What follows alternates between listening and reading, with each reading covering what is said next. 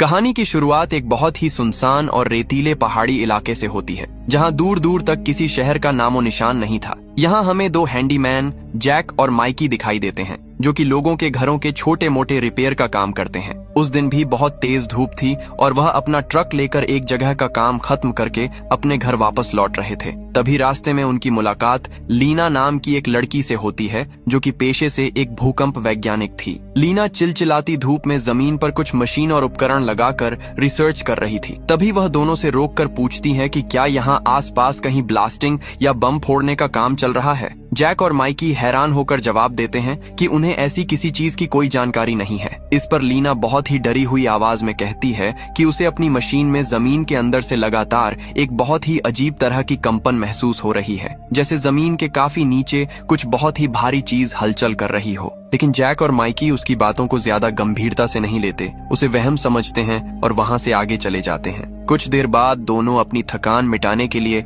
एक छोटे से स्टोर पर जाते हैं। तभी वहां कोने में रखा एक पुराना रेफ्रिजरेटर अचानक अपने आप बहुत जोर जोर से हिलने लगता है। स्टोर का मालिक वॉल्टर उन दोनों को उसे ठीक करने के लिए कहता है, लेकिन दोनों उस समय बहुत थके हुए थे, इसीलिए वे ज्यादा ध्यान नहीं देते और काम को कल पर टाल देते हैं। वहीं दूसरी तरफ लीना अभी भी जमीन की उस रहस्यमयी कंपन की बारीकी से जांच कर रही थी। तभी अचानक उसके पैरों के आसपास की मिट्टी हल्की हल्की कांपने लगती है, लेकिन इससे पहले कि वह कुछ समझ पाती या वहां से भाग पाती, सब कुछ एकदम नॉर्मल हो जाता है और वह अपना सामान पैक करके वहां से चली जाती है। अब जैक और माइकी भी इस छोटी सी जगह से तंग आ चुके थे, इसलिए वे अपना सारा सामान ट्रक में रखकर काम की तलाश में हमेशा के लिए दूसरे शहर जाने की तैयारी करने लगते हैं। तभी रास्ते में उन्हें एक बहुत ही ऊंचा बिजली का टावर दिखाई देता है। उस टावर के बिल्कुल ऊपर वाले हिस्से पर एडगर नाम का एक आदमी बैठा हुआ था। दोनों उसे नीचे आने के लिए बहुत देर तक आवाज लगाते हैं, लेकिन वह आदमी कोई जवाब नहीं देता और बिल्कुल शांत रहता है। यह देखकर जैक को शक होता है